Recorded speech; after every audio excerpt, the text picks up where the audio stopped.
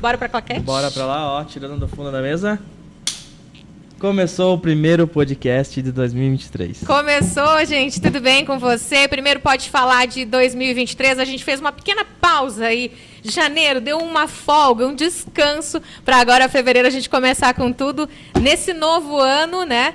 É o terceiro ano já do nosso Pode Falar e você é muito bem-vindo, convidado para a gente ter esse bate-papo gostoso aqui que vai ao ar todas as sextas-feiras. Cada sexta-feira um convidado diferente. E hoje, olha só, ele é coordenador regional de Defesa Civil, coordena todo o trabalho aqui na região, Luciano Peri, casado com a Mariana, o pai da Natália, já foi policial militar, já atuou como bombeiro, agora está na Defesa Civil. E a gente vai falar de coisas muito bacanas hoje aqui, não só dessa área de Defesa Civil, mas que você pode levar aí para a sua vida. Vamos falar de planejamento estratégico, vamos falar de prevenção, vamos falar de como lidar com os imprevistos que surgem na nossa vida. Por isso, Peri, te recebo com muito bem-vindo, tudo bem? Conta pra gente como é que tá a vida agora em 2023. Então, é um prazer estar recebendo, né, e conversando com vocês. 2023 começou movimentado, né? Movimentado na área da Defesa Civil, movimentado, né, como um todo. A gente começou já quase que a virada do ano, já tendo alguns eventos. O ano 2022 ele fechou tendo eventos, a nossa região conseguiu escapar um pouquinho, né? Mas 2023, infelizmente, nós já tivemos algumas microexplosões confirmadas, já tivemos alguns tornados confirmados no estado catarinense e nesses últimos dias as enxurradas, os alagamentos, as tempestades não estão deixando o estado parado, né? E com isso nosso trabalho continua a milhão. Pois é, eu imagino que a tua vida não tenha rotina, na verdade. Tem uma rotina de parte administrativa, mas também não tem como medir exatamente o que vai acontecer. É muito imprevisto ou às vezes realmente vocês conseguem prever a maioria das situações que acontecem? Nós temos um planejamento, isso é interessante, né? Toda semana nós temos o que a gente chama de um boletim de gestão de riscos. Então, a segunda-feira, por volta das 10 horas da manhã, a gente tem um boletim que é emitido pela nossa coordenadoria de monitoramento, onde traz a previsão para os próximos 5 dias de todas as condições de risco e desastres que podem acontecer em Santa Catarina.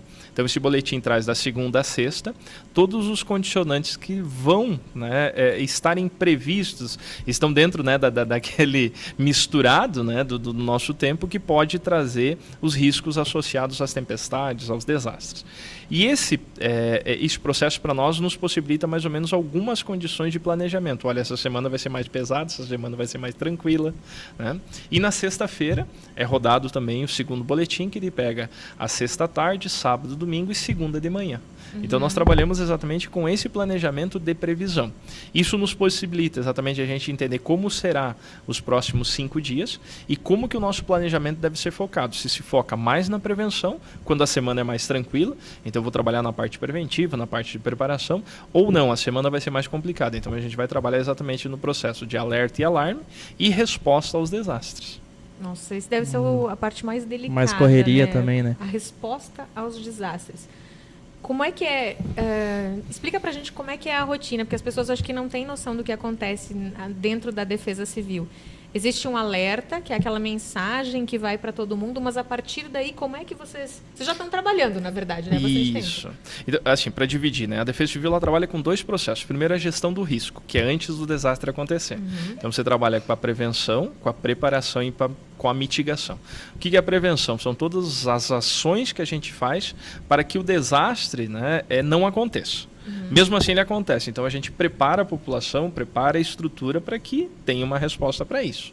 E aí a gente cria ações de mitigação, um exemplo, diminuir. Existe um local que sempre desliza, então você vai lá, um projeto de engenharia e faz faz uma contenção. Aí existe um alagamento, você faz uma bacia de contenção, são ações estruturantes. Ou você faz uma ação de que toda vez que chover 30 milímetros, a população sai de lá, é uma medida não estruturante. Só que tudo isso aconteceu, então a gente vai para a gestão do desastre, que é o processo de resposta, né? Resposta, eu sempre falo assim que a resposta ela se confunde com o socorro, né? A resposta entra, né, no atendimento inicial e o socorro às vítimas. Aí a gente entra com o processo de recuperação, que é aquele primeiro processo inicial. Vou dar um exemplo, uma chuva de granizo, né? Então, no primeiro momento, distribuição de lona para cobertura temporária. O segundo momento é atendimento das famílias com itens de assistência humanitária. O que é isso? Cesta básica, kit de higiene e limpeza, que muitas vezes ela perde tudo isso.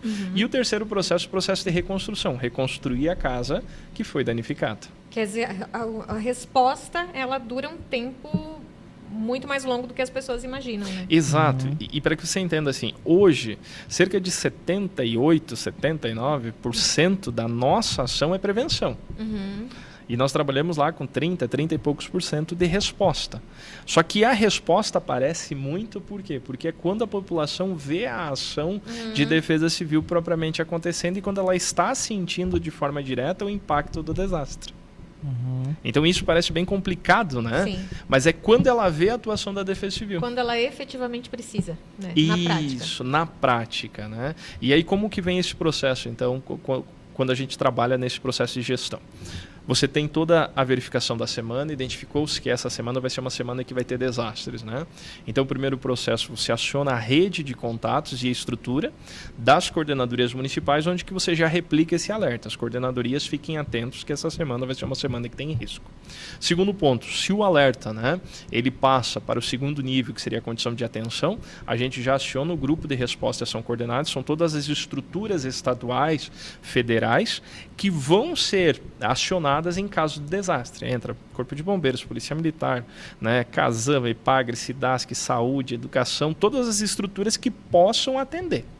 E o terceiro ponto é a entender como vai ser essa evolução, e aí a gente trabalha com o sistema de NoCast, que é um sistema de alertas meteorológicos de curta duração, que dentro de um prazo de 3 horas é aquele alerta que vem, né, no recebimento do celular, e esse alerta é um alerta mais qualificado e pontual, que ele diz que essa região vai ter o risco X para as próximas X horas, que é onde a população, de certa forma, vai ser afetada, ou tem o risco de ser afetada. Quando isso acontece, né, hoje a estrutura de defesa civil, isso é muito importante, ela faz parte de uma estruturação que aconteceu no passado, a estrutura de defesa civil ela fica não mais distante do que 2 horas do meu ponto mais extremo. Então, Xanxerê, a nossa coordenadoria tem 20 municípios e vai até São Bernardino. Então, em 1h40, eu estou no ponto mais distante, que é São Bernardino. O que é isso? Aconteceu um desastre, a gente emitiu os alertas, teve o primeiro impacto, nós tivemos os danos, desloca-se a estrutura estadual, com o apoio inicial e já com as outras estruturas estaduais que vão começar a responder, ver se tem vítimas, ver se tem danos materiais, ver qual o tipo de prejuízo que tem para que você possa fazer esse atendimento. E em menos de 2 horas você está no local. É o Estado, em menos de 2 horas, atendendo a população ou começando a complementar as ações de atendimento que o município está fazendo. Então é uma coisa bastante ampla, né? Sim, é um trabalho bem amplo, realmente. Bem cuidadoso também, né, com o pessoal. Peris, eu queria te perguntar uma questão aqui, acho que também o pessoal também fica um pouco com dúvida, né? Você falou sobre todo um planejamento para a semana vai ser calma, a semana vai ser tranquila. Mas já aconteceu alguma vez de você pensar, pô, essa semana aqui vai ser tranquila, né? A gente tem todo esse estudo e tudo mais, mas de repente acontece alguma coisa. Acontece isso também às vezes, né? É um pouco fora do controle também da Defesa Civil, né? Com certeza. A gente brinca, né? E quando eu digo brinca, né? É por quê? Porque a gente tem um planejamento, tem um viés de que deve se comportar dessa forma, mas sempre tem a exceção. Né? E mais do que isso, nós não podemos esquecer que a nossa região é uma região propícia a tempestades severas. Quando eu estou falando isso, eu estou falando que hoje, né, o ano passado a gente fechou os dados da Coordenadoria Regional de Xanxerê, 26,2% de todos os desastres que aconteceram em Santa Catarina aconteceram na Regional Xanxerê. Quantos? 26,2%. Nossa. Ou seja, mais de 1/4 de todos os desastres que aconteceram em Santa Catarina no ano de 2022 aconteceram na Regional Xanxerê. E são quantas regionais de defesa São civil? 20 regionais de defesa civil. Nossa, é muita coisa pra cá. Por que eu estou falando isso? Vem o segundo ponto, né? Nós somos a segunda região do mundo com maior risco de tempestades severas. Então, quando eu estou falando isso, nós temos que entender o que é uma tempestade severa. Vamos explicar. É aquela chuva intensa, né, pontual, isolada, que acontece muito, o granizo intenso, a tempestade de raios, o vendaval e, infelizmente, o tornado. Então, a nossa região está propícia a esse tipo de evento. Por quê? Características, né, que nós temos, primeiro, características geológicas, características geomorfológicas e características climáticas também são fatores determinantes. Primeiro fator, né, nós temos aqui a chamada depressão do Chaco, né, depressão del Chaco, aonde que nesse local caracteriza-se a junção, né, dos ventos quentes e úmidos da Amazônia com os ventos frios, né, gélidos, secos da Cordilheira dos Andes. Esses dois jatos de ventos, né, eles têm uma convergência que muitas vezes, quando acontece um pouco mais acima, ali a região, né, de Minas Gerais, Mato Grosso, chegando até São Paulo, Rio de Janeiro, se configura como uma zona de convergência do Atlântico Sul, as ACAS, e caracteriza-se lá a grande quantidade de chuva, como a gente viu nos últimos dias, né, naquela região.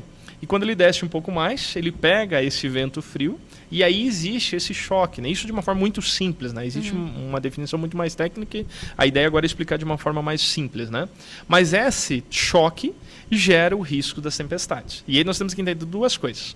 O verão caracteriza-se isso bastante e a primavera caracteriza isso bastante. No verão, o que acontece, né? Durante a manhã começa a aquecer bastante, começa a evaporar, carregar a nuvem. Vocês veem aquela nuvem que ela começa branquinha, parece um algodão, e de repente ela começa a ficar cinza, começa a ficar escura. Daí tá preta. Exatamente, começa a ficar preta. E o que acontece? Aquela chuva ali, aquela nuvem, é uma nuvem que pode trazer uma chuva, pode trazer até mesmo o risco do temporal, e aí você tem o risco do granizo, o risco do vendaval, que é do meio da tarde para frente. É o que a gente tem visto aqui em Xanxerê nos últimos dias, principalmente, né? Tu não é de Xanxerê, é o que a gente vê todo verão em Xanxerê, né? O João ainda está se adaptando porque aqui as últimas semanas aí chega a tarde a chuva. Exato. Chuva. E então, as coisas acontecem justamente, né? Porque o tornado aquela vez também foi 3 e pouquinho da tarde, né? Isso, exatamente. Meio da tarde em diante. Então, e por que eu falo isso, né, João? Então, a gente conhece o ambiente que nós estamos, nós conhecemos as características, mesmo entendendo que a semana vai ser uma semana tranquila, entre aspas, muitas vezes, a gente sempre tem um alerta, né? Sempre tem aquela condição de estar preparado para algo que saia fora da curva, né? Que é essa condição que a gente aconteceu. Como aconteceu aquele dia em Xanxerê, com uma microexplosão, como aconteceu no domingo em Abelardo, uma segunda microexplosão, que a gente agora está vendo mais esses tipos de eventos aqui na nossa região.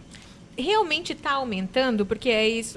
Às vezes eu ouço algumas pessoas mais antigas dizerem assim, mas uma vez não acontecia tantas coisas assim. Está aumentando, então. O que acontece? Nós podemos identificar duas situações. A primeira delas é que as informações chegam muito mais rápido à comunidade e nós temos uma publicidade maior das informações. Hoje, com o advento da internet, as informações rodam, com o próprio advento, né, das redes sociais, muito do mais WhatsApp, prático, né? ficou muito mais fácil você receber informações e muitas vezes receber informações que não são verdadeiras, né? A gente tem que tomar um cuidado com isso. Mas as informações climáticas se popularizaram. O segundo ponto, nós temos que entender que o aumento da população faz que a gente tenha uma exposição maior da população às condições de risco. Então, tem que entender os fatores que estão condicionados. E existe, através do IPCC, que é o organismo da ONU que fala das mudanças climáticas, que já existe, né, fatores que são influenciados, né, ou estão influenciando a condição das mudanças climáticas a nível de globo. No sul do mundo, que é a região do qual a gente está, né, vamos pegar ali da região de Cuba para baixo, né, ainda não se tem uma definição de que as mudanças climáticas vão ser positivas ou negativas. O que é isso? Se vai chover muito mais, se vai ter muito mais seca. Mas o que a gente tem observado? Aumento de chuvas isoladas em um curto espaço de tempo, né, de forma muito concentrada. E uma ampliação da condição da estiagem. O exemplo disso, nós estamos com uma estiagem ainda desde 2019. A nossa região está com um índice hidrológico negativo de 20%. O que é isso? O quanto choveu não recarregou ainda o quanto é gasto. Isso desde 2019, junho de 2019. Nossa. E olha quanto choveu, né? Olha quanto choveu. Por quê? Porque a gente tem algumas chuvas concentradas. Eu ia dizer, chove pontualmente, né? Chove aqui em Xanxerê, não chove em Xaxim, não chove em Chavantina. Né? Exato. E é isso que é o grande problema. Por quê? Se a gente pegar os eventos dos últimos dias, vamos falar de janeiro, né? Se nós falarmos desses últimos eventos, um evento que teve, né, agora em Turvo, em 6 horas, nós tivemos 218 milímetros de chuva. 6 horas, 218 milímetros de chuva. Era chuva para mês todo. mais do que o mês, né? Nossa. Ontem, né, nós tivemos na região de Corupá, foram 127 milímetros em 3 horas, menos de 3 horas. Meu Deus. Então é muita chuva e não tem drenagem que aguente, não tem estrutura que aguente isso. Então é isso que nós temos que entender. Não é se acontecem os desastres vão acontecer. É quando eles acontecem. Exatamente, e qual a intensidade que eles estão acontecendo. Mas Não. tem alguma coisa que a Defesa Civil possa fazer ou entenda que está causando essa diferença de chuvas para um lado e diferença de chuvas para outro? O que a gente vem fazendo uma estruturação, né? Então, o que acontece? Hoje a Defesa Civil, ela possui algumas referências, né? Nós temos hoje a primeira Defesa Civil e até então a única Defesa Civil do Brasil que possui monitoramento de radares meteorológicos 100%, né? Ou seja, todo o nosso território é coberto por radares meteorológicos. Chapecó, né, é o radar meteorológico, o radar de Lontras e o radar de Araranguá. Está em processo de instalação o radar de Joinville. E no ano que vem, provavelmente final de 2014, né? 24. Perdão, 2024, né? A gente deva ter a instalação do radar em Florianópolis. Então vão ter 5 radares meteorológicos. Por que Joinville? Porque Joinville tem uma característica específica, né? Por causa da serra. Então as correntes, né, marítimas vão fazer com que tenha algumas influências e aí você tem uma característica específica do microclima na região de Joinville. A mesma coisa acontece na região litorânea. A mesma coisa acontece na região de Chapecó. Então, colocado estruturas estratégicas, não só isso, antena satelital, não só isso, fazer parte, né, da constelação Catarina, que são nanosatélites. Então, tudo isso faz com que você tenha ferramentas para monitorar isso. Junto com tudo isso, nós temos hoje meteorologistas 24 horas por dia, 7 dias por semana, que vão interpretar essa informação, vão analisar essa informação e vão replicar para a nossa comunidade. Ou seja, se a nossa região sofre com desastres, nós temos que monitorar eles, entender como eles acontecem e trazer o processo de preparação da comunidade, que é antes do desastre acontecer, a gestão do risco. Agora, fazendo um paralelo, desde quando que você está na Defesa Civil? Eu fui convidado para trabalhar na Defesa Civil em 2013, né? Então, 10 anos vai fazer agora. Isso. Nesses 10 anos você evoluiu muito, né? Sim. A Defesa Civil de Santa Catarina, ela virou uma chave, o Estado de Santa Catarina virou uma chave com o evento dos desastres em 2008. O Vale do Itajaí foi um aprendizado, né, muito grande. Por quê? Naquele momento entendeu-se que a estrutura do Estado, né, e a própria estrutura de Defesa Civil, ela não estava preparada para um desastre daquela magnitude. E isso é importante entender. Quando você, né, como governante, como gestor, você se dá conta de que o teu estado é um estado que sofre com desastres e teve um dessa magnitude e você não consegue responder, você cria uma ferramenta, e aí se criou o Grupo Reação, que foi um grupo que estudou, que entendeu o que era necessário para fazer todo esse processo de estruturação. E não passou só pela Defesa Civil. É quando o Corpo de Bombeiros se reestrutura, é quando a Polícia Militar se reestrutura nas ações de resposta aos desastres, né? É quando as estruturas de saúde, de educação se preparam para esse processo. É como o governo propriamente dito, e aí a gente tem que entender, né, que são várias estruturas que têm que estar preparadas para isso. E não é uma preparação simples, né?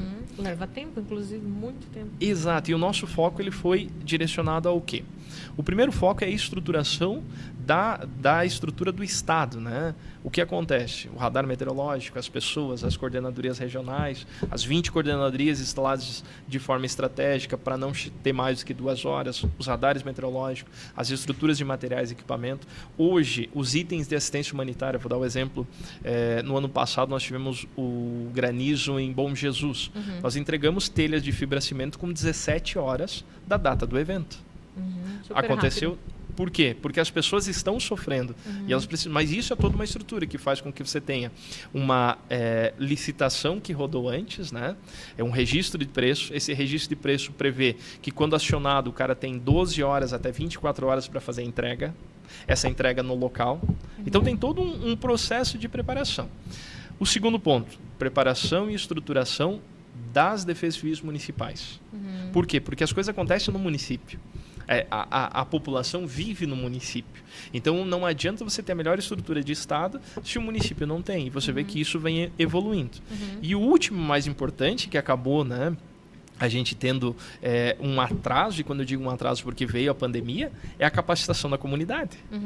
Em 2019, final de 2019, a gente começou a virar a chave, né? Com a preparação da comunidade, e aí vem a pandemia. E como virar a chavinha da comunidade? Porque a gente tem uma cultura não vai acontecer comigo. não vai acontecer comigo, ou não precisa, isso, ou até nas construções. Porque eu né, passei pelo tornado. Hoje, por exemplo, eu jamais moraria numa casa com uma estrutura mínima de segurança. Mas quem não passou, ou que não tem condições para isso, meu Deus, como é que se muda isso? Se falou muito de abrigos, nós não temos essa cultura também de ter abrigos. Como é que vira essa chavinha? Isso, assim, essa chave para virar é uma chave que leva tempo, né? E você foi muito feliz na tua fala, por quê?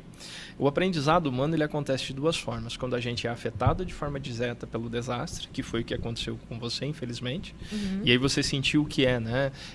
Numa fração de segundos, você perder a referência da sua casa, perder a referência do retorno, né? Para o lar, para o ponto seguro. E aí você entende que hoje você precisa ter o teu lar, a tua estrutura mais segura, né, minimizando o risco, ou com a mudança cultural. E essa mudança cultural, ela é geracional, ela demora de 20 a 30 anos. E quando eu digo que a gente atrasou um pouco, por quê? Quando nós entramos na Defesa Civil lá em 2013, nós começamos a construir um programa chamado Defesa Civil na Escola, 2013. Eu lembro. O programa Defesa Civil na Escola é um programa que visa exatamente capacitar e treinar a comunidade escolar para o enfrentamento aos desastres, a minimização desses efeitos e, mais do que isso, ajudar que esse conhecimento da comunidade escolar chegue até a família. O programa ele vem tomando corpo. O ano de 2020, para 2021, ele se tornou uma lei, onde que até o ano de 2024 todas as escolas de Santa Catarina deverão ter o programa implementado. Saiu daqui? Ele sai da região de Xanxerema, ele foi construído, eu junto com outros 5 colegas começamos a construir o programa, e ele é um programa estadual. Então, por que eu estou falando isso? A educação é o principal fator de mudança cultural. E aí esse fator de mudança, ele acontece do quê? Primeiro, a mudança de conceitos. Nós temos que entender que os desastres acontecem, a nossa região é uma região que sofre com desastres, e a tendência que vem se mostrando é que eles aumentem e sejam mais graves. Então essa é uma mudança de conceito. Primeiro é virada a chave. Primeiro clique, né? Aceitar isso. Exatamente. Segundo ponto, é a mudança dos costumes, que é a mudança exatamente do quê? De a gente criar as condições seguras, sair das ações inseguras para as condições seguras. Então você imagina, existe o alerta de chuva, você leva o guarda-chuva. É uma condição simples, parece tão banal. Se você não levar o guarda-chuva ou não tiver a capa de chuva guardada, você vai se molhar. Não é isso que acontece com o motoqueiro quando ele vê a nuvem preta no céu, o que ele faz? Já tira lá, coloca a sua capa de chuva, porque ele sabe que ele vai se molhar. Então essa mudança de costumes gera, seja na questão da engenharia, de você construir casas mais resistentes aos ventos. E aí, se a gente passar na região que foi afetada pelo tornado, a gente vê as casas com as platibandas, que é o telhado embutido, o sistema de caixa, para que o pessoal que está nos ouvindo entenda, você embute o telhado, por quê? Porque a chance do vento arrancar o telhado é muito menor. Isso é uma mudança cultural que a engenharia ajuda. Seja a criação de ambientes seguros dentro da sua casa, ou saber qual é o ambiente mais seguro dentro da sua casa. Porque eu ia comentar agora. Você reconstruir um imóvel, às vezes é uma situação complicada. Mas acho que talvez seja fundamental você ter na mente onde você vai numa situação dessas. E a gente falou muito sobre isso logo após o tornado, só que eu vejo que depois também cai no esquecimento isso. Quando não acontece mais muito próximo, ou quando acontece com uma menor gravidade. As pessoas têm uma comoção no momento. No momento. Depois passa, Depois passa. Exatamente. A gente chama isso de memória do desastre. Tá? Então, a memória do desastre, com o distanciamento da data daquele grande evento, ela vai diminuindo. Os estudos mostram que até os 3 primeiros anos, a comoção é muito grande. De quem viveu só ou da comunidade em torno? Da comunidade do entorno e principalmente de quem viveu. Por quê? Porque existe um impacto direto para quem viveu e a comunidade também sofreu com isso. Então, isso está muito latente. O primeiro ano, a virada do primeiro ano é um ano de comoção muito grande. O segundo ano existe uma comoção, mas já existe um distanciamento. O terceiro ano diminui a comoção e já existe um ponto de que estamos fortalecidos, passamos por esse evento. Do quarto ano em diante, a memória começa a ser menor. O distanciamento acontece e esse distanciamento, infelizmente, ele é ruim. Né? Existe o professor Terrada que ele trazia o seguinte, assim, os desastres, né, eles aumentam as suas mortes ou os seus danos quando eles são esquecidos. E essa memória, quando você está indo para 6, 7, 8, 10, 15 anos, essa memória ela se torna muito pequena. E é esse o trabalho que nós precisamos fazer, de que não se tem essa memória recorrente do desastre, mas se tem uma memória recorrente de preparação para enfrentar novos desastres. Que esse é o nosso grande desafio com o programa Defesa Civil na Escola, que era a preparação da comunidade. E aí a gente começou a entender de que quando a gente prepara a comunidade escolar, lá, os alunos, e a gente testou o programa, e ele começou em 2013, e ele se torna uma política pública, né, a partir do ano de 2021, quando a gente testou, a gente viu que os melhores resultados eram na sexta e na sétima série, porque ele tem alguns conteúdos que são técnicos, e na sexta e na sétima série nós estamos falando dos alunos de 12, 13 e 14 anos, que já começam a ter uma formação de opinião dentro da sua comunidade, dentro da sua casa. Eles levam a informação para casa. Eles conseguem discutir, né? Exatamente, exatamente. E eles conseguem dizer para o pai, olha, pai, eu aprendi no programa que o banheiro pode se tornar um local mais seguro, por quê?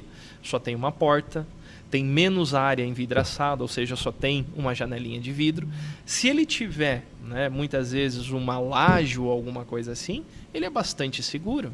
E aí a gente tem que entender que o banheiro, mesmo na casa de madeira, a gente chama dentro da engenharia que é as áreas úmidas, ela é construída preferencialmente de alvenaria, de concreto. Então ela tem uma resistência maior do que a própria madeira, do que próprios outros módulos construtivos. Então você vê uma situação tão simples, mas é uma situação que pode salvar toda uma família num processo desse.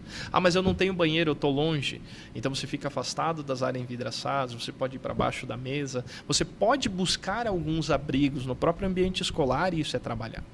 Só que só isso não resolve. E aí vem o próximo programa, que esse ano ele vai ser implementado, que se chama Comunidade Segura. E como funciona isso? Como funciona isso, né? A gente falava antes, né? Como meu pai, né, um senhor de idade, né, baixa escolaridade, como era antigamente, como que ele recebe o alerta no celular? Ele não tem um smartphone. Como que ele recebe aquele alerta no seu celular menor?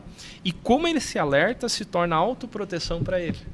Então esse é o nosso grande desafio, é trazer informações qualificadas para a população que não está na escola, não está mais no ambiente escolar, para o meu tio, para minha avó, né, para meus conhecidos, para os meus amigos do dia a dia, de como essa informação é uma informação que tem que chegar até ele e o que ele pode fazer para se autoproteger numa situação de desastre.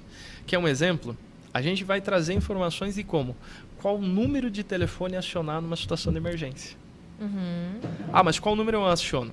Eu aciono o telefone 193.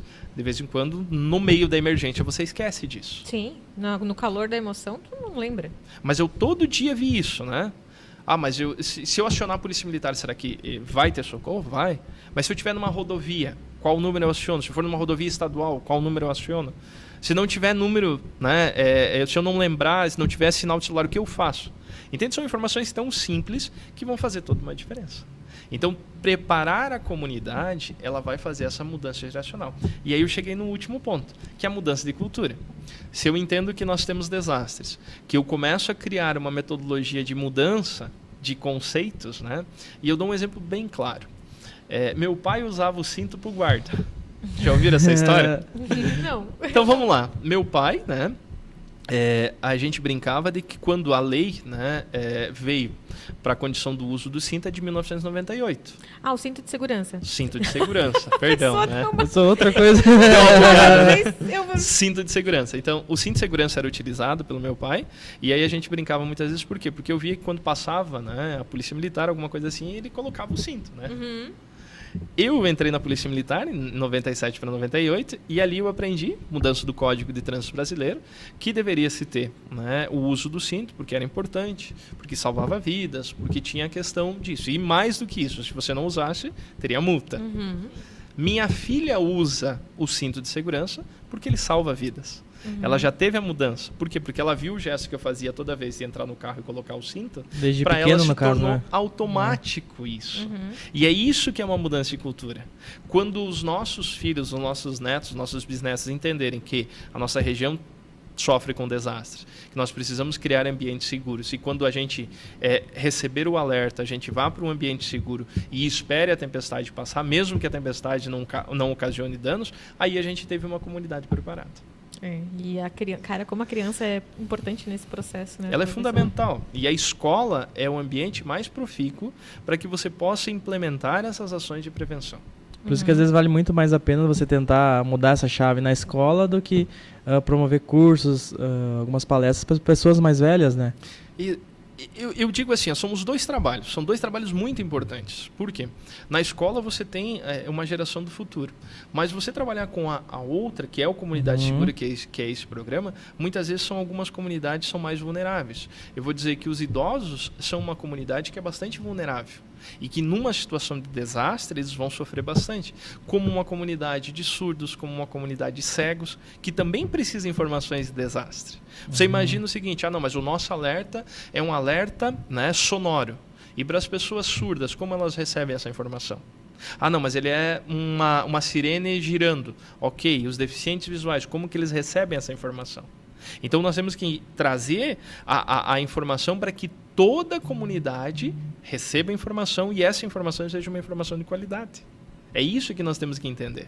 Por quê? Porque de nada adianta você ter um alerta e esse alerta não tornar aquela ação, né, para que ele vá fazer, ela se tornar protegida. Então não adianta isso. Então esse é o grande viés. Tá, agora eu fiquei curiosa. Como é que é hoje com a população que tem alguma deficiência? Existem alguns sistemas específicos que vêm para, né, os deficientes auditivos, deficientes visuais, que se trabalha isso. E nós estamos trabalhando o programa Defesa Civil na escola, nós estamos desenvolvendo, estamos tentando finalizar ele. Quando eu digo tentando, existe toda uma preparação, junto com algumas parcerias, para que a gente possa ter um curso direcionado às pessoas portadoras ou às pessoas, né, cegas e surdas. Então nós estamos formatando hoje o curso Defesa Civil na escola para essas pessoas. Olha só, bem importante, né? Que realmente a gente que não tem alguma deficiência ou que não convive com uma pessoa deficiente, a gente não vira a chave para isso, às vezes não lembra realmente. Não percebe, né? Não percebe exatamente, o que é uma falha enorme, né? Mas que bom que já tem. É que isso é o que a gente fala de você ampliar para toda a comunidade. A comunidade precisa ter, né, indiferente de quem seja, indiferente de estar no lado A, lado B, ponto A ou ponto B, ela precisa ter essa informação e que essa informação possa ser útil para ela. Esse é o desafio. Exatamente, porque de realmente mudar uma chavinha de cultura que, independente do local que você está, do bairro que você reside, pode acontecer contigo em qualquer momento e Exato. De uma hora para outra, em questão de segundos. Agora, de todas essas situações que tu já viveu, assim, qual foi a mais marcante para ti desse tempo de 10 anos aí que tá indo para a Defesa Civil ou até antes? Vamos pegar lá desde a Polícia Militar. Tem alguma assim que mais te impactou de atendimento a alguma situação? Tiveram várias, né? No Bombeiro, nós tivemos um acidente em Abelardo Luz, com um ônibus escolar, onde que nós fomos a primeira guarnição a chegar, e me marcou muito as crianças machucadas e feridas. Lá em 2004? 2000 Não me recordo o ano, mas... Ali na linha Alegre do Marco, Isso, né? ali no Alegre do Marco, exatamente. É uma cena, né? Porque quando a gente chegou, me recordo da carreta, do ônibus na cor azul, se não me engano, né? Bem característico. E vi alguns deambulando e vi algumas crianças presas dentro do ônibus. Então é uma cena que marca muito por quê, né? Crianças, né? E eu tinha minha filha pequena naquele momento, então isso também é um fator. E 2008, as tragédias do Vale do Itajaí, o Vale como um todo, a gente trabalhou lá alguns dias, um tempo, e ali eu tive uma visão bem difícil, né? Algumas coisas marcaram, né? Marcaram pelo próprio resgate das pessoas soterradas, pessoas que morreram no deslizamento, seja pela própria operação como um todo, e a fragilidade da vida ali. Para mim foi um momento que me marcou muito. Foi o primeiro grande desastre que você atendeu? Assim. O primeiro grande desastre dessa magnitude... Porque ali foi um grande desastre. Né? Eu acredito que sim, dessa magnitude sim. Porque depois a gente apoiou em 2009 em Guaraciaba e apoiou a região. Depois, 2010 e 2011, Rio do Sul. 2014 em Tubarão. 2015, Xanxerê. Então, desastres com magnitudes, mas 2008 sim, é o maior desastre que infelizmente acabou acontecendo em Santa Catarina. E para mim foi, eu tenho lembranças assim, né, bastante duras, bastante pesadas, mas me possibilitou hoje, né, tentar trazer essa experiência para mudar a cultura das pessoas e que os desastres acontecem e a gente precisa fazer alguma coisa para minimizar isso. Eu acho que essa é a parte mais legal, é você aproveitar, tirar aquilo como lição, né, para tentar melhorar, para evitar, para prevenir, enfim, para fazer o que for possível para que, se aconteça, não aconteça na proporção que aconteceu naquela vez, né? Tem algumas situações, né? A gente estava na divisa entre Blumenau e Brusque, se eu não me engano, e a gente foi acionado à noite para ir para um local onde que teria uma família que teria ocorrido o deslizamento. E a gente passou muito próximo da área do deslizamento em um córrego, né? E à noite a gente fez a primeira vistoria, isolamos o local e saímos, né? E aí teve outros deslizamentos. Às 5 horas da manhã a gente retorna, 5, 6 horas da manhã a gente retorna para o local. E aquele ponto onde que a gente demarcou, né, e a gente saiu, foi o ponto que deslizou. Então nós teríamos sido afetados pelo desastre. E esse é um desastre que junto com a equipe de cães, com a estrutura de resposta inicial, né, foi um desastre onde que nós ficamos trabalhando 2 dias ali, né, e marcou bastante. Né, tem algumas cenas lá que me marcaram bastante. Agora, esse trabalho nos desastres, ele é muito desgastante, né? Como é que vocês fazem? Como você cria algum... com o tempo você vai ficando um pouco mais duro, né? Mas como é que você consegue dar conta? Porque tem o desgaste físico e começa a ter um desgaste psicológico também, de ver cenas assim. Porque eu vejo por mim, às vezes eu quero fazer alguma coisa a mais na minha profissão e eu meio que vou indo. Imagina vocês que estão aí, que têm uma vida para resgatar. Até que ponto também não interferir na minha segurança? Como é que faz para lidar no dia a dia com isso? Porque tu trabalha efetivamente só com situações ruins, dá para se dizer, né? E eu ia falar, inclusive, como você passou por bombeiros, polícia e defesa civil. Então são 3 situações que o teu psicológico na hora de um acontecimento, a tua preparação, o teu sangue frio tem que ser exato, né?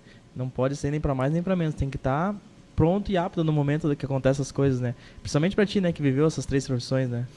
O grande viés, né, em situações de desastre, o corpo tem 2 reações, né? Ou luta ou fuga. Uhum. E o que vai diferenciar essa ação de luta ou fuga, né, é a preparação.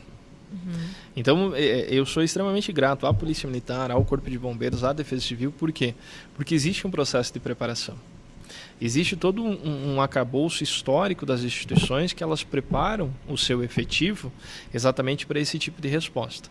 E eu sempre busquei, né, me qualificar. Tanto na Polícia Militar como no Corpo de Bombeiros, quando eu vim para o Corpo de Bombeiros, eu senti a necessidade de ter mais informação, de ter mais capacitação para entender como eu poderia atender aquela pessoa, né, aquele acidente, aquele resgate, né, da forma mais adequada possível. Quando eu digo da mais adequada possível, é minimizando o sofrimento daquela pessoa e entendendo que aquilo dali é a minha função. Por quê? Você tem que ter... esse viés que tu falou é bem interessante. Você caminha no fio de uma navalha. Se você for por um excesso, né, você pode se cortar. Se for por outro excesso, você vai se cortar. E por que eu vou falar isso? Se você for atender um acidente, né, e se você entrar numa questão emotiva muito grande, você não consegue atender. E a pessoa perece, até mesmo morre. Por quê? Porque você cola as placas. Você não sabe o que fazer naquele momento e agora. Então você tem que ter essa preparação. Se você vai lá, né, e sai correndo de qualquer jeito, de qualquer forma, você coloca a sua vida em risco. E você pode se tornar uma próxima vítima e não atender aquele paciente que precisa do teu atendimento. Então, esse meio termo faz com que a gente entenda que as nossas capacidades de atendimento, elas são limitadas e nós temos que potencializar elas. Nós temos que entender que a nossa vida é a prioridade naquele momento. E aí, quando eu falo em desastres, né, nós temos que entender que a nossa vida é a prioridade para eu não me colocar em condição de risco. E eu digo assim, vamos pensar uma rodovia não sinalizada, eu vou ficar no meio da rodovia à noite? Não. É uma coisa simples, mas esse é o diferencial. E mais do que isso, até que ponto eu estou preparado para que eu possa minimizar ao máximo aquele sofrimento? Vou dar um exemplo de um resgate veicular, onde que eu possa fazer a retirada daquela vítima de forma rápida, sem agravar as lesões que ela tem. Então esse é o grande viés, e daí por que eu falo? A diferença está na capacitação. Eu sempre busquei me capacitar, eu sempre busquei entender quais eram as dinâmicas. Mas só isso não resolve, tá? A gente também precisa de apoio psicológico. Exato. O mental é muito grande, né? E por isso que eu falo 2008. Pós 2008, a gente acabou tendo, inclusive, né, em 2010, a gente teve algumas sessões coletivas, né, para entender, para deglutir exatamente o que foi aquele desastre. Porque foram resgatados 100 e tantas pessoas.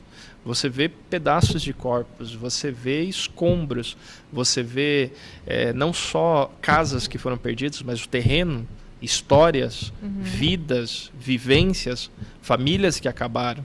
Então tudo isso pesa? Não é simples. Claro que não. E às vezes as pessoas minimizam, jogam tudo num saco só, né? Mas assim, perdeu o terreno, é um bem material, não tem que se importar. Mas às vezes foi a vida inteira daquela pessoa, daquela família. E cada um reage de uma forma. Então eu vejo assim, eu sou uma pessoa antes de ter passado pelo tornado e outra pessoa depois. Porque eu vi muitas reações diferentes. Dentro da minha família, reações diferentes, a forma como reagiram, meus vizinhos, cada um de uma forma diferente.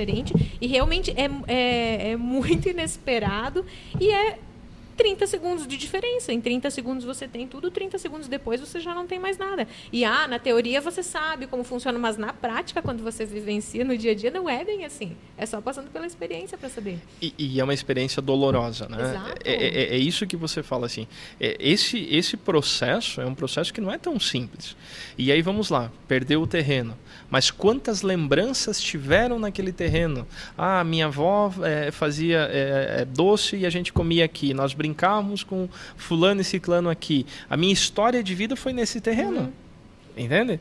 E aí eu volto lá que eu falei, a casa é a referência, de repente você perdeu a tua referência. Eu dou um exemplo, você sai do seu trabalho e você vai automaticamente para a sua casa. E aí de repente, né, não sei se aconteceu com você, mas é comum acontecer no desastre, as pessoas fazerem o mesmo caminho para casa e a casa está destruída, porque ela não pôde ir para aquele local. Muitas vezes tem que ir para o abrigo, e aí o abrigo também é uma ação que a Defesa Civil precisa trabalhar muito nisso, né? Porque a pessoa perdeu tudo e você precisa acolher ela. Então a ação de acolhimento é uma ação muito importante, né? A pessoa perdeu tudo. Então esse acolhimento ele tem que ser um acolhimento fraterno, ele tem que ser um acolhimento adequado. Mas porque, voltando à questão da casa. E aí muitas vezes, né, existem alguns estudos, alguns relatos que mostram, né, o impacto psicológico dela voltar para aquele ambiente. E muitas vezes ela nunca mais vai poder morar lá. Ou muitas vezes até o processo de reconstrução. Então existe essa dificuldade. E isso tem que ser feito um trabalho bem interessante no viés de entender os desastres, de minimizar os efeitos deles e também a gente trabalhar, a gente chama dentro das emergências dos desastres, a psicologia dos desastres. Qual é o impacto para uma criança? Qual é o impacto para um idoso? Qual é o impacto para um pai ou uma mãe de família? Como que isso funciona? Como você falou, pode ser que o teu ângulo de visão do tornado foi um. O ângulo de visão meu foi outro. Então, as nossas percepções são diferentes. São completamente diferentes do mesmo evento. Exato. E aí, como Defesa Civil, nós temos que ter essa habilidade, né, de entender, apoiar a gestão do desastre, propriamente dito, que é a resposta, e esse acolhimento. Eu sempre digo assim, como que você gostaria de ser atendido se você perdesse tudo num desastre? Esse é um dos meus objetivos quando eu trabalho dentro da Defesa Civil. É acolher essas famílias, é acolher essas pessoas da forma que eu gostaria de ser acolhido caso eu sofresse esse desastre. Nossa Senhora, isso é uma ótima pergunta para se refletir. Todo mundo, né? Porque a gente nunca sabe o que vai acontecer, nunca sabe. Por exemplo, aqui em Xanxerê, olhando hoje, não estávamos preparados para o que aconteceu em 2015. Não se sabia como trabalhar. As pessoas pareciam eu mesma parecia uma barata tonta, eu não sabia para onde que eu ia, o que que eu resolvia primeiro, que decisão prática eu tomava. E tudo estava acontecendo num cenário de guerra, muito rápido. Numa tarde, assim, em meia tarde, em questão de 3 horas, eu tive que tomar decisões práticas do que fazer, para onde ir, o que tirar, onde levar minha mãe, que ela estava passando mal, coisas assim, tudo que ficaram sob minha responsabilidade. Porque naquele momento eu assumi a figura da pessoa que resolvia as coisas pelo impacto que havia causado nos meus familiares. Porque realmente cada um sente de uma forma diferente. Tem o que trava, tem o que se desespera, que foi o que aconteceu na minha família, e alguém tem que assumir a parte das decisões, o que vamos fazer, para onde que vamos, o que vamos acionar a partir de agora. Onde que eu levo tal pessoa? Onde que eu levo outra pessoa? Onde é que eu vou dormir? Exato. É uma pergunta tão simples. Exato. Não, mas assim, o que as pessoas não se dão conta, mas é assim, perdeu tal. Mas assim, o que eu vou vestir daqui a 3 horas? Eu não tenho comida, eu não tenho mais uma roupa limpa, eu não tenho para onde ir, onde dormir. E o que acontece com a minha vida a partir de então, né? E aí você entende a importância da estrutura do Estado em 2 horas está chegando para atender essa pessoa? Ela falou de 3 horas. Eu estou falando de 2 e a gente não combinou isso. Você entende de em 17 horas eu chegar com uma estrutura de telha de fibrocimento para ela começar a reconstruir a casa dela? A importância do processo de reconstrução faz com que a gente se sinta, né, acolhido. E mais do que isso, a gente começa a ter a percepção de segurança. Existem os 2 pontos. Caso, né, o poder público não venha a atender, a gente começa a sofrer, né, em desastres de grande magnitude, isso é um problema. Né?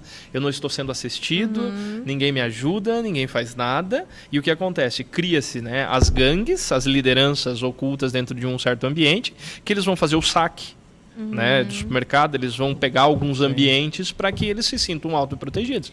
Então, a estrutura do Estado, e quando eu falei daqueles 3 pontos, parece uma coisa tão simples, né? Mas você tem uma estrutura do Estado, eu antecipo. E eu antecipo não só o alerta, eu antecipo diversas ferramentas, porque parece uma coisa simples. Rolo de lona. Um pedaço de lona vai fazer toda a diferença para diminuir o risco daquela pessoa. Tá molhando tudo, tá perdendo tudo e não tem um pedaço de lona. E nessa hora de desespero, a civilidade vai embora. 1 metro de lona dá uma briga, se você não controlar. Né? E é uma situação horrível. Eu imagino que tinha muita gente alterada. Naquele dia tinha muita gente... quem já tem um perfil um pouco mais explosivo... E aí a gente vai para o instinto de sobrevivência. Lá no hipotálamo, eu vou ter o instinto de sobrevivência. E aí entra-se o efeito dos mais fortes sobrevivem. Por quê? Porque é uma questão de sobrevivência natural. Não é uma questão de sobrevivência social. Então, naquele momento, a briga pela lona que você comentou é por quê? Porque eu vou resistir porque eu preciso proteger o meu canto. Eu não quero saber do canto dela. Não é por mal, né? Não. É instintivo. É um instintivo. É sobrevivência. É um instinto primitivo que a gente tem. E olha quanta coisa que a gente precisa trabalhar. Por que eu falo da preparação? Quando a gente entende isso, a gente sabe como trabalhar. A gente sabe de que forma que a gente vai acolher essa pessoa. Por quê? Porque é um instinto primata que vem lá da pré-história, que dizia o seguinte, né? Porque a luta e a fuga. Ou ele consegue lutar com o animal, ou ele tem que fugir, porque ele precisa sobreviver. Aí o instinto de sobrevivência vai falar mais alto. Ele diz o seguinte, olha, eu sou mais forte do que ela. Eu vou pegar a lona para mim porque eu consigo proteger minha casa. Então, esse é o processo que a estrutura, né, o poder público é preparado, ele minimiza esse tipo de efeito. E esse tipo de efeito é fundamental por quê? Porque você minimiza o dano do desastre propriamente dito. Mas o que é uma lona? Um rolo de lona hoje, né, de 6 metros por 100, ela está em torno de R$1.000. Quantos rolos de lona vão no desastre? No desastre de Abelardo Lúcio foi 5 rolos de lona, R$5.000. Você entende? Mas se você não tem os 5 rolos de lona guardados, preparados para atender isso, gera esse problema. Gera esse problema ou gera um outro problema também, que é uma coisa que é muito comum em desastres, que você com certeza vai confirmar, ou enfim, ou só se mudou essa situação, é que assim, o comércio no entorno às vezes se aproveita disso. Sim, aí a lona que custava um valor antes do desastre, depois do desastre ela tem ela inflaciona. Isso inclusive é crime, né? Exato, mas isso é crime. E aí você também tem que trazer um organismo, e aí vem a Polícia Civil, vem as estruturas, né, para que possam fiscalizar esses ambientes e puni-los naquele momento, e mais do que isso, trazer a garantia do preço justo para as pessoas que estão precisando. Então você vê quantas coisas são simples, né? Quando nós tivemos a questão lá da parada dos caminhoneiros, né? Tivemos aquele ambiente, quando retornou a gente teve que limitar o combustível. Limitamos a 20 litros de combustível, né? O grupo de resposta à ação coordenada limitou o abastecimento dos veículos a 20 litros. Mas por que 20 litros? Porque é um número bonito? Porque é um número que a gente gosta? Não. Porque 20 litros, na maioria das vezes você está falando de meio tanque nos carros, um pouco menos de meio tanque. Dependendo da situação, dá para você rodar 200 a 250 quilômetros. E não é uma necessidade que você teria de fazer rodar. Você iria ao mercado, casa, supriria essa necessidade. Ou seja, em vez de eu abastecer o tanque lá com 45 litros, eu divido e eu consigo abastecer dois veículos com isso. Então, isso é gestão do desastre. A gente chama já num viés maior, que é a gestão da crise, porque a crise, ela se instala se você não fizer essa gestão. Gestão de crise. Quanto tempo nós temos, Maria? 52 minutos. Meu Deus, 52 minutos já. Vamos pro nosso ping-pong? Nós voltamos aqui com o Pode Falar e querendo fazer uma brincadeirinha com os nossos convidados. Vamos Porque ver. tem que inovar aqui também, né? A gente tem que inovar, isso aí. A gente gosta de... Agora a gente vai botar nossos convidados na fria. Mentira. Ou verdade, verdade.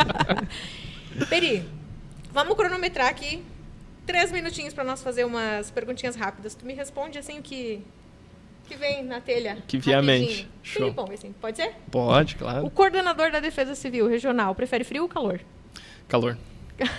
Tu tem animais de estimação? Tenho. Gato ou cachorro? Gato. Qual a tua comida preferida? Macarrão. Sabe cozinhar? Sei bem. Mariana, então vamos não, né? confirmar essa informação. Com qual rede social você não vive sem? Não... Pra mim não é tão interessante a rede social. Nem o WhatsApp? Não, WhatsApp. Ah. WhatsApp faz parte do trabalho, boa. Prefere carnaval tranquilo ou agitado? Não prefiro o carnaval. Não. Já quebrou algum osso do corpo? Sim, braço direito, fraturado. Qual filme que marcou a tua vida? A Procura da Felicidade. Por quê? É um filme que mostra a dificuldade de um homem e a busca incessante dele tornar a vida do filho dele melhor. Gosto desse filme. Gosto do ator também, né? Will Smith, né? Ai, fantástico. O que te inspira? Família. Tem muita família? Eu sou família, eu não era tanto família e eu aprendi a ser família. Minha família é meu ponto de inspiração. Qual o grande sonho teu, assim, que você já realizou? Vamos dizer assim, uma coisa que era uma inspiração e que você já conseguiu realizar. Eu acredito que poder ajudar as pessoas, né, onde eu estou trabalhando. Eu sempre, lá no início da Polícia Militar, imaginava de poder ajudar as pessoas. E hoje, onde eu estou, conseguindo ajudar ainda mais. Maior qualidade do Peri? Qualidade. Desbravador. Maior defeito? Teimoso. Para fechar, onde você se vê daqui 10 anos? Me vejo viajando com a minha esposa e com a minha filha, tomando uma caipirinha e aproveitando minha aposentadoria. Longe dos desastres. Agora tem uma pergunta personalizada. O que é mais difícil, ser policial, bombeiro ou defesa civil? Cara. Todos têm o seu complexo. Todos são difíceis, mas todos são gratificantes. Respondeu bonito agora. Agora foi bem. Tá, agora vamos voltar aqui para a parte, antes da gente encerrar. O que te levou a mudar de um para o outro? Quando você era policial para bombeiro e de bombeiro para... Então, eu recebi os convites para vir, né? Então, eu era policial militar, trabalhei aqui na 4ª Companhia, trabalhei em outras companhias e recebi o convite para vir para o Corpo de Bombeiros, né? Na época, o Tenente Parisotto, né? E recebi o convite para vir para o Corpo de Bombeiros. A gente trabalhou um período com ele, acho que ele viu algumas qualidades, né? E me convidou para vir para o Corpo de Bombeiros. O Corpo de Bombeiros, ele tem um viés muito interessante. Eu adoro, sou apaixonado pelo bombeiro, né? Minha casa, né, bombeiro, é onde que eu me encontrei bastante. E a Defesa Civil, também recebi um convite para vir para a Defesa Civil pelo atual comandante do Corpo de Bombeiros, Coronel Fabiano, né, que hoje é o comandante do Corpo de Bombeiros de Santa Catarina, que trabalhava na Defesa Civil, e me lançou aí um desafio, se a gente gostaria de vir para a Defesa Civil para estruturar e criar né? Um trabalho que eles estavam desenvolvendo e precisavam de algumas pessoas. E eu já vinha trabalhando um pouco antes com as ações de defesa civil.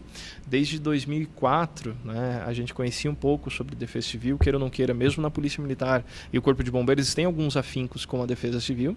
E era um tema que me chamava bastante atenção, né? Era um tema que eu já vinha lendo, já vinha papirando, já vinha entendendo um pouco mais. E aí acontecendo, né, 2008 e 2009, né, foi quando eu entendi exatamente. Em 2009 a gente apoiou como defesa civil a região, né, nos desastres, seja o vendaval que aconteceu, que pegou toda a região em Poçu, Abelardo, São Domingos, foi até Passos Maia, né?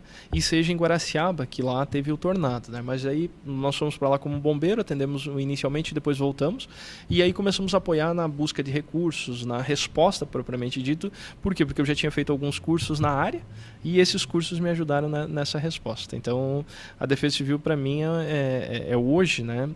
É um processo muito importante na minha vida.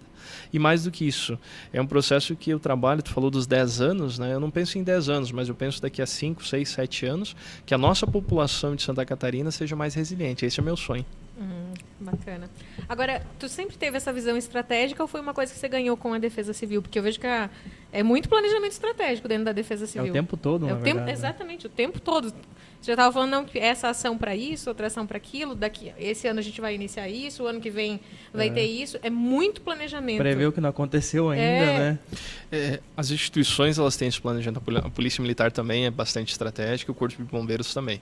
E eu acredito que foi uma soma e a mistura dessas instituições é que me trouxeram esse arcabouço, né, de conhecimento, de informação e um pouco de estudo, claro, né? Mas eu entrei muito cedo na Polícia Militar, né? Eu entrei com 18 anos e meio. Então, a Polícia Militar foi a minha base. O Corpo de Bombeiros me trouxe todo esse, né, a estrutura, né, aumentou, incorporou, né? E eu vejo que a Defesa Civil possibilitou que a gente colocasse em prática várias ações que nós tínhamos muitas vezes estudado, pensado, e nos possibilita a cada dia estar sendo atualizado. Isso é importante, né? Porque é um tema hoje que está em voga, né, está em relevância, e infelizmente a tendência é que mais eventos aconteçam, e isso vai fazer com que a gente precise se preparar ainda mais. Agora, tu leva isso para tua vida pessoal também? Esse planejamento? Levo. Tu tem uma vida regrada? Como é que é o período no dia a dia? A vida regrada, sim, né? Não tão regrada, eu acredito, né, de como é a Defesa Civil. Mas eu brinco assim muitas vezes com a Mariana, né? A gente chega num evento, alguma coisa assim, a placa de saída de emergência, sinalização de abandono do local. Por quê? Porque isso é uma condição de segurança.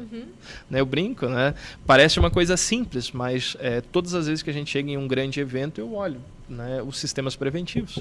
Então isso para mim é uma condição de segurança. É saber que lá na nossa casa, né, a gente já conversou, eu e a Mariana, que caso aconteça um desastre, a gente sabe qual o ponto de encontro que nós vamos ter e qual é a nossa área segura dentro da nossa residência. Isso é importante, né? Isso é proteger a minha família, isso é proteger, né, as pessoas que eu amo, e mais do que isso, né, é a gente ter uma preparação mínima para o desastre. Pra gente fechar todas, então, tem mais alguma dúvida, João? Tô bem enriquecido com esse conteúdo hoje, porque foi bem legal o nosso bem legal bate-papo. mesmo. Pra gente fechar, Peri, vamos deixar não vou dizer dica, porque dica é muito pequeno, mas assim, os conselhos. Que conselho você daria para quem está nos assistindo hoje, que nunca vivenciou uma situação assim, que possa abrir um pouquinho a mente, girar um pouquinho aquela chave de como agir numa situação de imprevisto? Então vamos lá, o primeiro deles, né? Receba os alertas da Defesa Civil. Seja pelo 4099, seja pelo WhatsApp, hoje a gente tem, né? Seja pelo Telegram, qualquer rede social, né? Seja pelos canais oficiais da Defesa Civil. Por quê? Porque você vai ter essa informação, né? Segundo ponto, acredite nessas informações. É o principal, né? Que é o mais importante, né? Entenda essas informações, de que elas são informações que visam exatamente esse processo de proteção. Segundo, são situações muito básicas, né? Se existe uma área alagada, não passe por ela. Se existe o risco, né, quando tem vento, que você está andando na rua, não entre próximo ou não ande próximo de fiação elétrica, de placa. São coisas muito simples, né? Se você tiver algum risco que você vê na tua casa, uma trinca, né, o barranco que começou a deslizar, acione a estrutura da Defesa Civil ou do Corpo de Bombeiros através do 93. Com essas dicas, são dicas simples, básicas, mas vão minimizar o risco e qualquer situação de emergência você está chamando, né, uma equipe especializada para a resposta, que é o Corpo de Bombeiros, que vai te ajudar e vai minimizar esse dano possivelmente. Nada mais do que isso, você vê, é simples, mas faz toda a diferença. Peria, uma coisa só importante que eu gostaria de falar também é que da questão, por exemplo, tu falou sobre os alertas que você recebe no WhatsApp, Telegram, por mensagem também. Quando não acontece, algumas pessoas ficam dizendo que é só um alerta para preocupar, não vai acontecer, não sei o quê. Como também conscientizar essas pessoas que tem um alerta que pode ou também não pode acontecer, né? Como fazer essa conscientização? Existe uma probabilística, né? E aí vai muito da cultura, né? Em diversos países do mundo, se você pegar o Japão, né? O Japão tem uma cultura muito enraizada da autoproteção. Lá no Japão, 70% da população se autossocorre. 20% se autossocorre e socorre os parentes e amigos. E somente 10% é socorrido pelo poder público. Mas o poder público não é eficiente lá? Não. Mas são os mais afetados. Ou seja, eles têm uma cultura de autoproteção. Então esse é o grande viés. Por que eu estou falando isso? Nem todos os alertas que vierem, eles vão se confirmar. Por quê? Como a gente falou lá no início, chuva isolada para Xanxerê. Pegou a chuva que era para acontecer, né, no centro, né, subindo para o Frederico Ferronato e o João Winkler. Aconteceu só no João Winkler o vento e a microexplosão. E nos demais bairros só a chuva. Confirmou parcialmente o alerta, mas o dano maior que tinha do vendaval e da tempestade severa, ele tem que ser feito um polígono. Então é bastante importante que as pessoas entendam que a previsão, como o próprio nome já diz, é uma previsão. E existe uma probabilística pequena disso acontecer.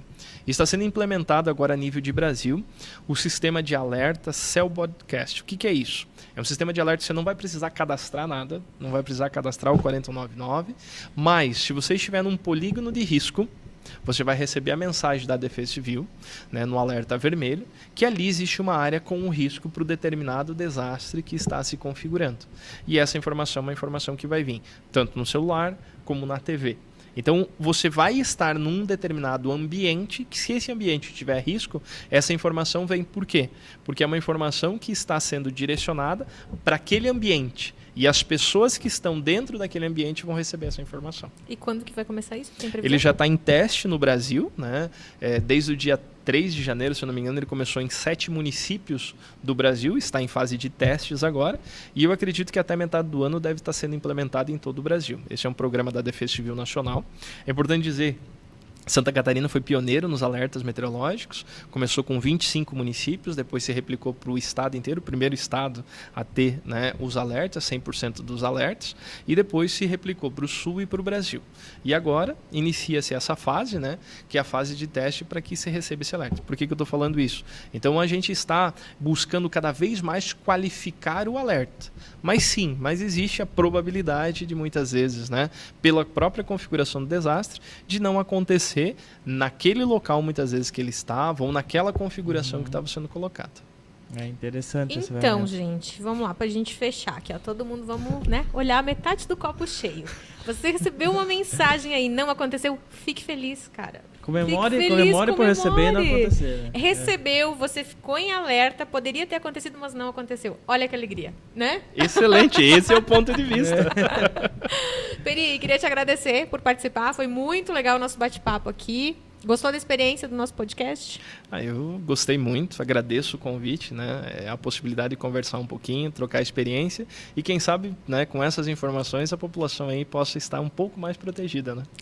Com certeza. Quem prestou atenção pode tirar algumas lições dessa nossa conversa. Tomara que tenha chegado ao maior número de pessoas possível, porque se a gente mudar 2 chavinhas aqui assistindo isso aqui, eu já fico bem feliz. Com certeza. Fechou, João? Fechou. Um programa muito educacional hoje, né? Olha hoje só. A gente também que não é só cultura. Não é só cultura, é educação. Gente, obrigada por ter nos acompanhado até aqui. Você sabe, né? Arquivo em áudio tá lá no Spotify. Nós também estamos em vídeo no Facebook, no YouTube, no site canalideal.com.br. Tem uma abinha lá de quadros que tem o Pode Falar. Você pode assistir essa, outras histórias. Tem mais de 80 histórias que a gente já contou aqui nessa mesa, 80 bate-papos. Então, acompanhe. Toda sexta-feira, às 7 horas da noite, a gente está com um novo convidado aqui no Pode Falar do Canal Ideal. Importante ressaltar que no Instagram também tem alguns cortes, né? Pra quem gosta de assistir os cortes, dar uma risadinha de vez em quando, também tem no Instagram. Canal Ideal, a gente tá lá e toda semana a gente posta algum conteúdo aqui referente ao Pode Falar. Se você tiver sugestão de convidado, também manda aí pra gente, que a gente adora receber quem tem boas histórias pra gente poder compartilhar esse momento aqui de bate-papo de 1 hora e pouquinho, tá? Fechou? Então até a próxima. Tchau, tchau, gente. Tchau, gente. Valeu.